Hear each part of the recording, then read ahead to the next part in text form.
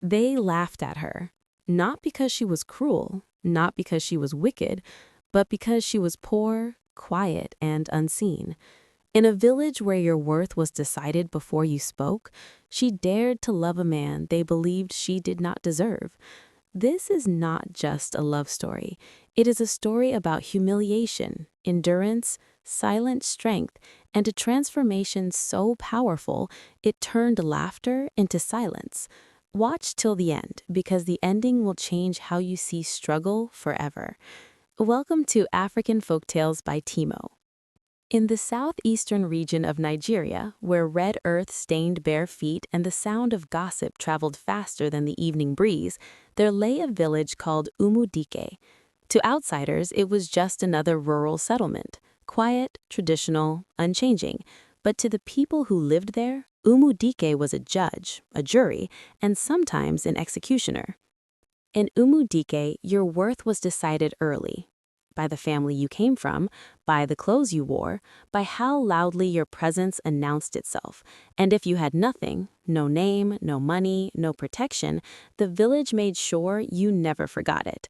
That was the world Amara was born into.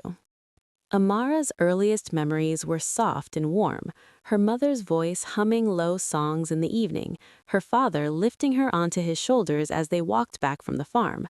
Laughter, safety, love. Then, one rainy season, everything changed.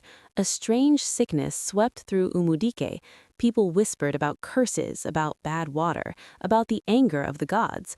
Whatever it was, it did not spare Amara's family. Her father fell ill first, then her mother. Within months, both were gone. Amara was too young to understand death fully, but she understood silence, the kind of silence that follows laughter, the kind that fills a house when voices disappear. Relatives gathered, cried briefly, then began discussing practical matters. Who will take the child? Times are hard. Everyone has their own burden. Eventually, she was taken in by her aunt, Mama Ezine, a woman with a weak body and a tired soul. Mama Ezine loved Amara, but love did not fill empty stomachs or pay school fees. From that moment, Amara stopped being a child. She became a helper, a worker, a shadow. While other children woke up to prepare for school, Amara woke up before dawn to fetch water from the stream. While others laughed and played, she hawked vegetables in the hot sun. While others dreamed, she survived. She wanted to go to school badly. Sometimes she would stand outside the classroom window listening as the teacher spoke. Words floated toward her like birds she could not catch. When she asked her aunt about school, Mama Ozine sighed heavily. "My child, life is not fair. We do what we can." Over time, Amara stopped asking. Her voice grew quieter, her shoulders curved inward, her eyes learned to avoid attention. The village noticed, not with kindness, but with judgment. "Poor thing. She's just managing. That one will not go far." Children her age mocked her worn clothes. Adults barely acknowledged her existence unless they needed something. Amara learned the safest way to live was to be unnoticed. While Amara faded into the background, another child shone brightly, Chibuzo. From a young age, he stood out. He was sharp, disciplined, and confident without being arrogant. Teachers praised him openly. Elders nodded approvingly when he passed. Parents whispered his name as a future son-in-law. "That boy has sense. He will leave this village. He will make us proud." Chibuzo did well in school and later returned as a secondary school teacher.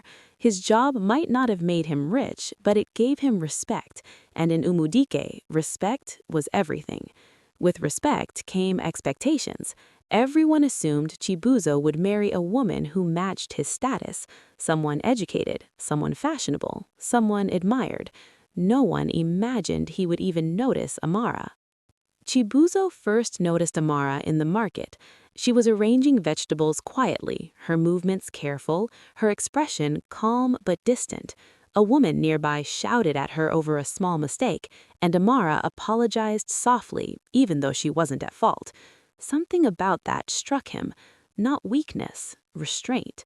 He began noticing her more, how she shared food with children who had nothing, how she listened when people spoke without interrupting, how she carried pain without bitterness. One day, he greeted her. She was startled. People like Chibuzo did not greet people like her. "Good afternoon," he said gently. "Good afternoon, sir," she replied quickly, lowering her eyes. He smiled. "You don't have to call me sir." From that day, he made excuses to pass by her stall. Their conversations were simple at first, about the weather, about the market, about village news. Then, deeper things emerged. He spoke about his dreams of leaving Umudike, of growth, of a life beyond limitations. Most people laughed when he spoke like that. Amara did not.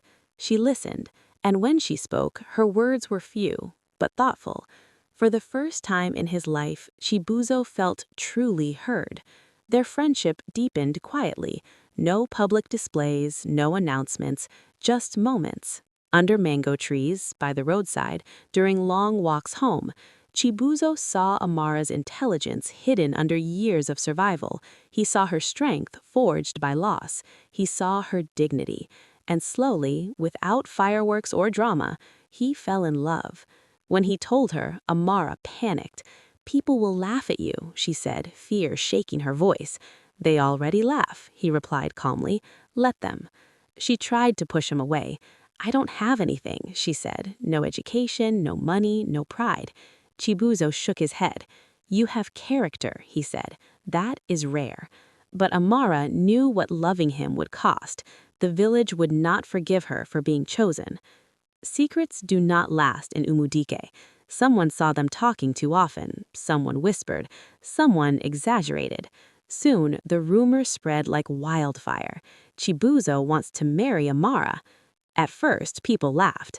Then they realized it was true. Shock turned to outrage. Women gathered in groups, dissecting the news. Amara, that orphan girl? He must be joking. Is he under a spell? Men laughed openly. A fine man like him? Maybe pity entered his eyes. Even Chibuzo's family was furious. His mother cried bitterly. "Is this why I suffered to train you?" His uncles warned him. His friends mocked him endlessly. "Blink twice if you need help." Amara heard everything.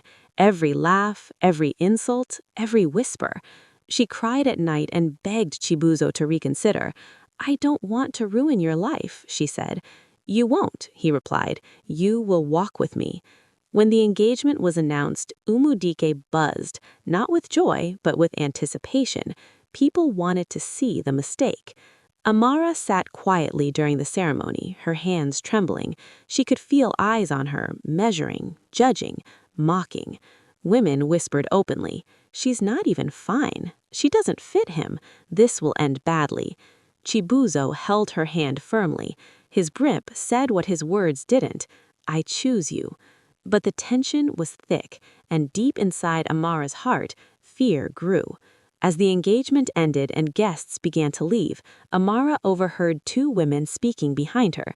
"This marriage will destroy him," one said, and when it does, the other replied, "She will be blamed."